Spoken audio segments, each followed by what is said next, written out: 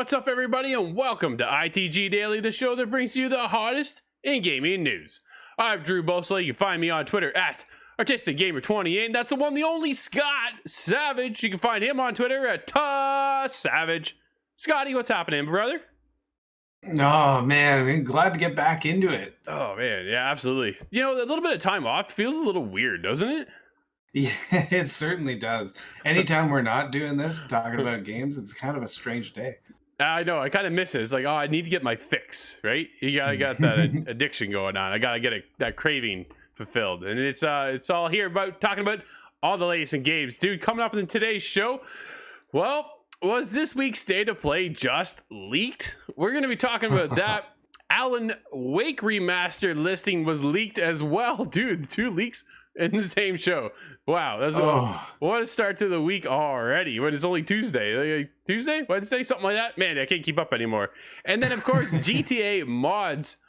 Lastly, will be shutting down. But before we get into the show, dude, you can always catch our show live, as well as InsideTheGame.ca, podcast services, and TV streaming networks around the globe. But Scott, you and I, and of course the guys, are going to be live for 24 hours, helping out the beautiful kids with Big Brothers, Big Sisters. For 24 hours, we'll be playing 24 games. So come by over at twitch.tv/the official ITG and help support a great cause. We have special guests, community members, and some fantastic prizes to give away. Dude, we got games from PlayStation. We've got games from, well, dude, you ready for this one? This is one of our favorite games, Scott. You and I loved this game. We've got codes to give away for Man Eater. Yo, brother. Nice. Absolutely. So yeah, we got hooked up over at Tripwire. It's very nice of them to help us out. So big shout out to them. And dude, we've already got a couple donations coming in. So if you want to help out and get in early, head to InsideTheGame.ca, click on that Big Brothers, Big Sisters banner at the top, and there you can help donate and support a great cause. Dude, you ready to start the show? Yeah, I'm ready, but I'm thinking about that 24-hour stream is going to be a lot of fun. Well, anytime we sit down and play like together cooperatively or otherwise, it's usually a great time. Absolutely. Yeah, we got, well, as I said, 24 games in 24 hours. So there's a lot of gaming going on, that's for sure. So it's going to be awesome. Going to be a great time. So come on by and help support us. That'd be fantastic and appreciated. Scott, you ready to get going in today's show, dude? Because there's a lot going on already. Yeah, we better get through these leaks. Some hot stuff. Here we go. So the State of Play, dude, saw an image that was just released, and it leaked the State of Play lineup, possibly. So take this with a grain of salt. This is just leaked info. We don't know if it's technically true, but there's going to be 3 world premieres already on this one, which is exciting to see, right? So we don't know what those are. It looks like we're going to get Horizon Forbidden West gameplay again. So another trailer for a game that we already know got pushed to 2022. We saw that was the focus of the last State of Play. So exactly. Seems, hopefully not redundant. Hopefully not, right? So it seems a little weird that we're going to get another gameplay. There's got to be some new mechanics that they want to show us. They showed us new stuff in the last time, like with that new glider. Dude, that was pretty cool. Yeah. Some of the AI was pretty interesting and exciting to see. So, and then the new traversal maneuver as well with that, the somewhat free climbing, I would say, but it seemed it was okay. So here's the thing. Every time I see like this free climbing mechanic, automatically go to Assassin's Creed, because you can literally climb anywhere, right? Like absolutely anywhere. I believe they did it first.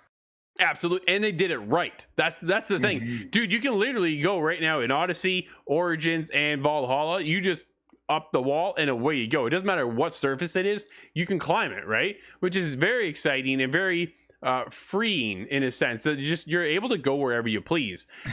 And then, sometime in history along the way, we lost Spider-Man abilities. That's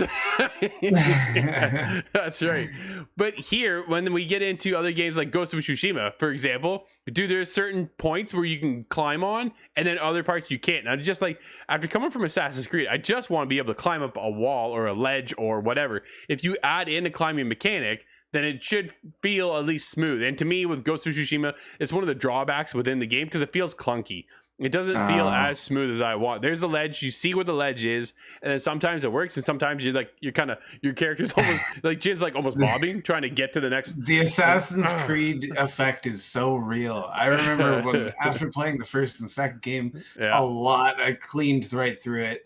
Achievement just raked all of it, and then I looked around my town as I'm taking the bus, and I'm seeing these low-lying walls, low-hanging ceilings. And I can jump that. I can climb that. I can do that pretty easily. So, I played Assassin's Creed.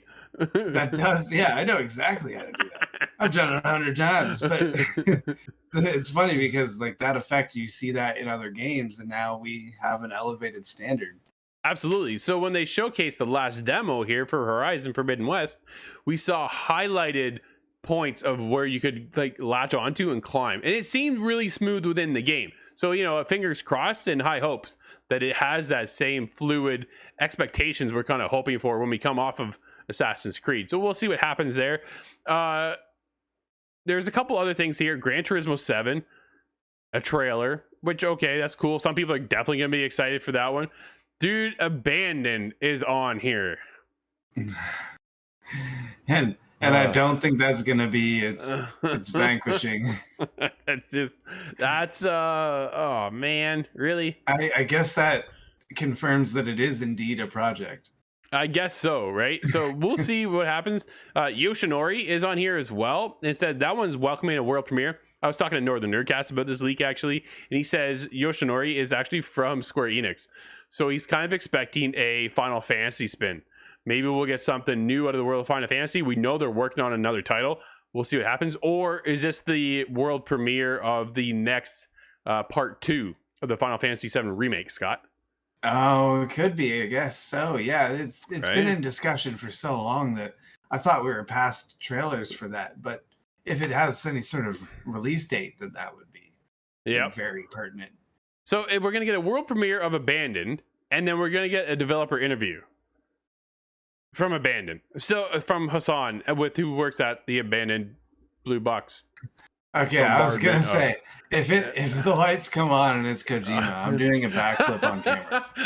That's just right. So I'm just really, after the tidal wave of negative press and comments and just feedback and just their PR spin on everything, Scott, dude, I think they should have went into hiding for the next 1.5 to 2 years before coming out. Their strategy was abysmal, really. Absolutely. So we'll see what that happens. was calculated. It was awful.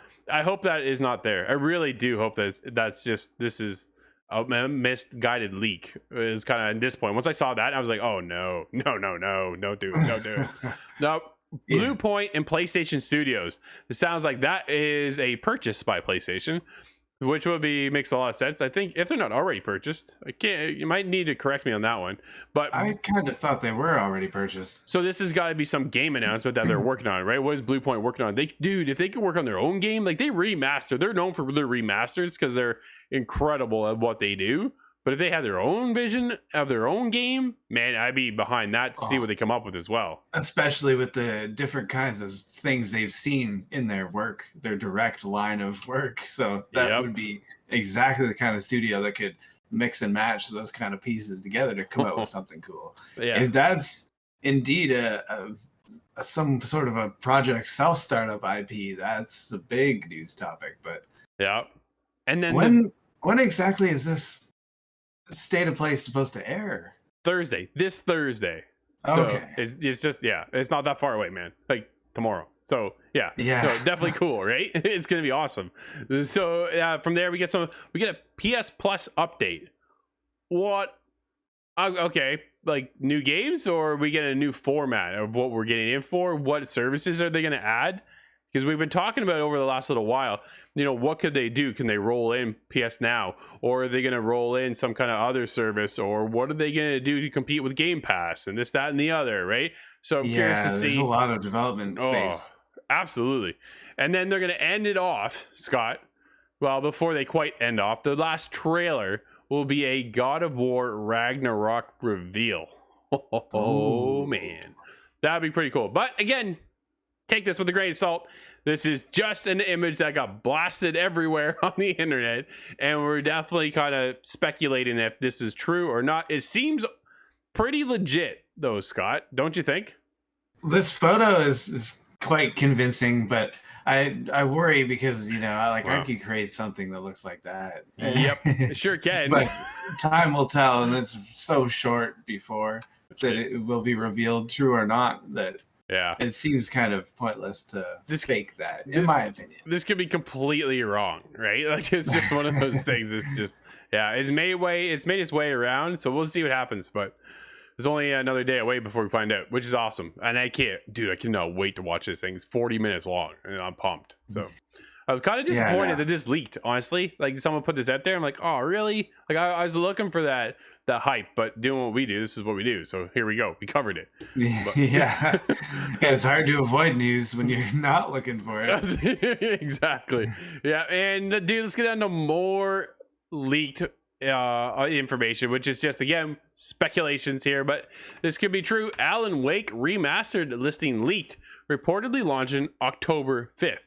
Dude, at this point, we're into September. It's only a month out.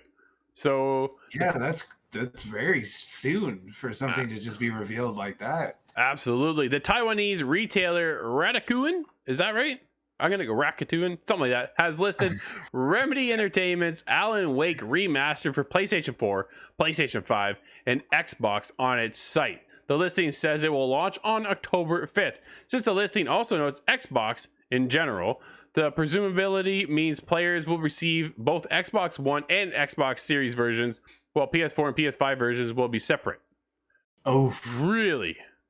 Oh, however, that's something we talked about already before. It's like, that hurts. It does hurt. However, this is a chance that there could be some sort of upgrade path from PS4 to PS5 versions, which we just covered yesterday, Scott. That the fact that anything now upgraded from PS4 to PS5 comes at a $10 price tag, right? It's not a free upgrade. We're not getting that experience like we're getting over on Xbox, which is really unfortunate, man, because you're supposed to be there for the consumers, but PlayStation has their hand out looking for some money on this. They're leaving an advantage to Xbox to take, and I don't know what their strategy is in that. It just kind of seems bad.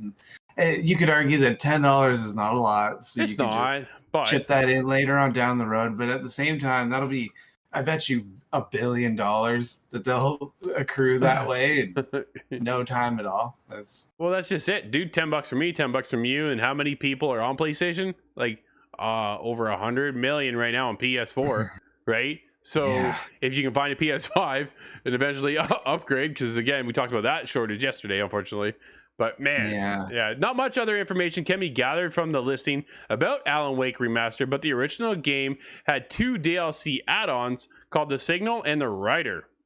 There was also a spin-off called Alan Wake's American Nightmare, and a remastered Alan Wake could perhaps include all 3 in a single package. Oh, that's actually really exciting. I like that they would have a bundle like that. Would be really awesome. I can't confirm if this is at all true, but if that comes true, that's a happy moment for me. I played Alan Wake a decade more ago on 360. Did you ever play that one, or was it's a little into the it's a little into the spooky vibe, creepies, but I'm not in that.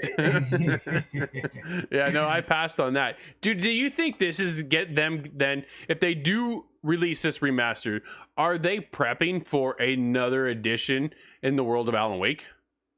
Oh, very well. That could work really well, especially we've seen some success with the medium.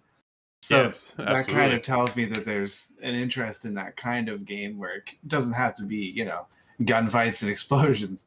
No, for sure. So, I'm hoping that Alan Wake could come back in a big way. I think that's a very good idea. I think that does have some kind of lead into the next iteration of Alan Wake. Remedy's on a roll right now. I think they're really at a high with their studio, and they're doing excellent. Everything out is coming out, and everybody's loving what they're doing and hoping for what's next.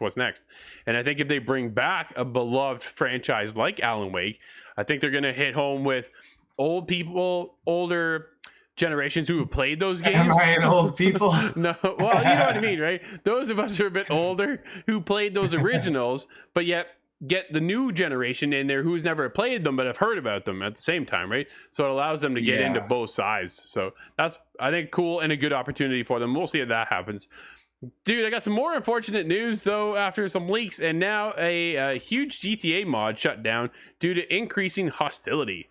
A team of modders is seizing work on a project called GTA Underground after 6 years of work. Oh man, citing increasing hostility towards the modding community and the imminent danger to their mental health and financial well-being. The decision comes as news broke last week that Rockstar's parent company, Take-Two Interactive, is suing a separate team that's behind a GTA 3 and Vice City reverse engineering project. Okay, well, that seems quite a bit more illegal than what this mod team is doing, but yeah, I understand. I guess the boat was rocked and everybody's kind of just jumping ship. But 6 years of work, how do you leave that behind? Is that hurts, in man. a USB drive somewhere? How do you deal with that? I don't know. One of the project's developers, Duckland, took to the GTA forums to reveal the decision, confirming that the team would be taking off official uploads offline and the development on the project would cease. The team has also posted a video on the YouTube titled The End, which features credits for everyone who worked on the project.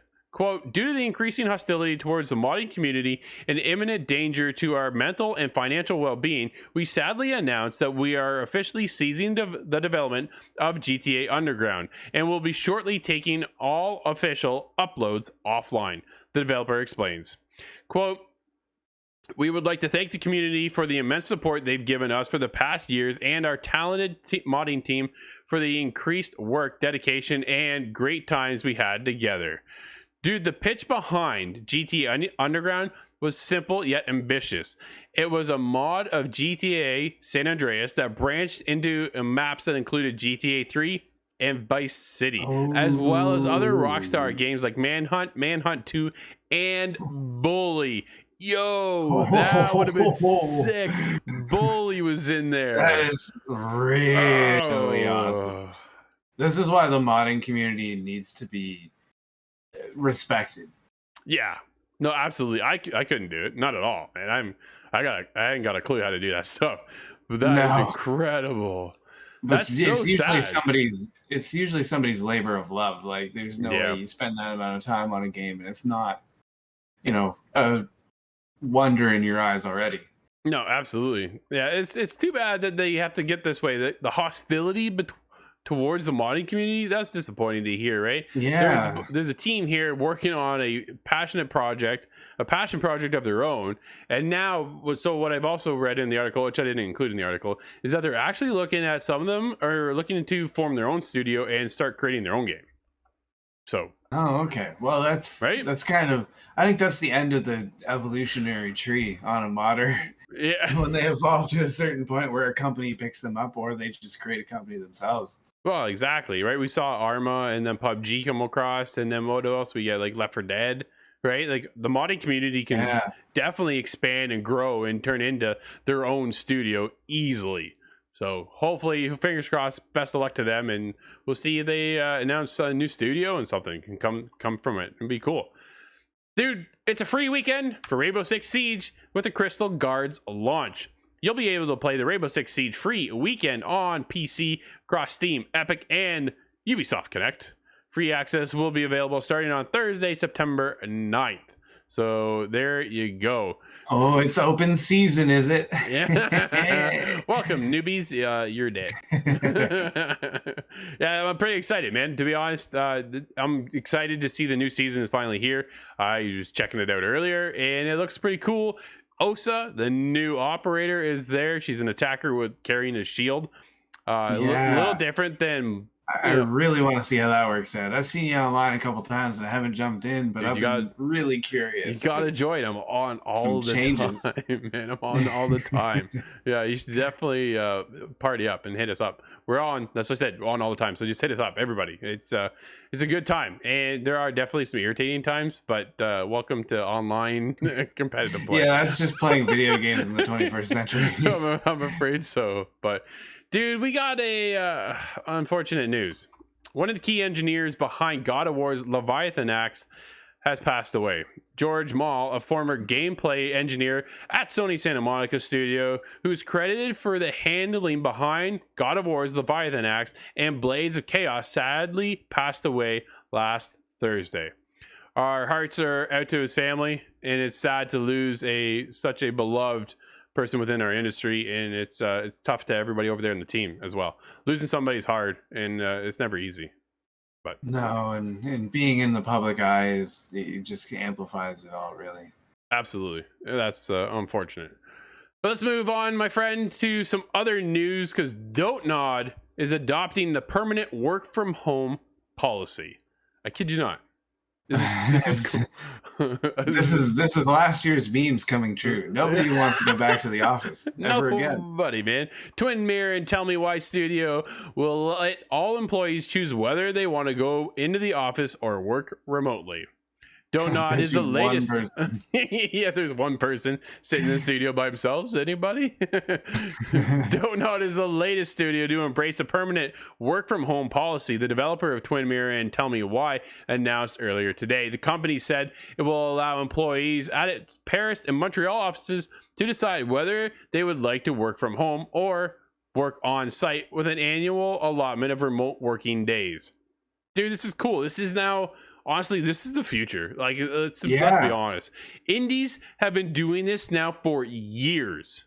For years. They have employees, or their team is all scattered around the world. They meet online, and then they coordinate what they got to do. It's definitely a different structure if you're one of those bigger studios who are used to working in the office day in and day out, all of a sudden pack everything up and move home. And then you no longer can the director walk over to the art department and go, hey, can you fix this or work on this or create that? And then go to the sound engineer guy and girl or whoever's over there, and then go to this department. Like, you lose the ability to easily connect, right? That's the problem. Instead, you sit on emails, phone calls, and other things, which I can see where the problem lies in that. But at the same time, if you have a game plan and you're able to structure yourself with timely meetings, maybe you meet once a day or every other day, get caught up on things like that. But this is definitely a thing of the future, especially with indies already been doing it for so long. Yeah, I think it's just a natural progression this is just a different normal routine that people fall into. There's been several of these changes before. Different industries rise and become major important ones, and we're in the information age. Why not make it video game development, any sort of development? That only makes sense. No, absolutely. We got a quote says, so we designed the Frog program to offer the best working conditions regardless of the preferred mode. That's a weird statement, but it's don't know if I see their vision on that one. No, not at all. But either way, the thing is that we've seen a lot of studios do this, right? And then what do you do with the building? Because now the building's empty. If you're not going to house people in the building, then that allows your company also to save money on that monthly rent payment that they're constantly forking out as well. Giant. Some of them are huge. So can you imagine the number of zeros on the bills for that thing? Yeah, no, it's a good point. If they can fold those things, then it's in their interest too, of course. Yep. Right. And that's two offices too. So they have Paris and Montreal. So if you can alleviate both of those, why wouldn't you? Yeah, that's potentially millions of dollars in savings. Absolutely is, Scott. But my friend, guess what, Scotty? That's going to wrap up today's show. Just like that. Wow. Again, dude, it flies by, doesn't it? There's always too many things going on. I'm never going to get through it all. No, I know. But don't forget to join us live for the Big Brothers Big Sisters charity stream over at the official ITG on Twitch. Make sure you come by, support us, and help those big, beautiful kids. As well, don't forget to join in the show. You can watch us over on InsideTheGame.ca, podcast services, and TV streaming networks around the globe. do me a favor as well. We're looking for a bit of support over on our YouTube channel. Show us some love over there. The official ITG. Come by, sub, and give us a big old thumbs up, because, you know, we all know you like us. So until tomorrow, everybody, I'm Drew, that's Scott, and we'll see you inside the game.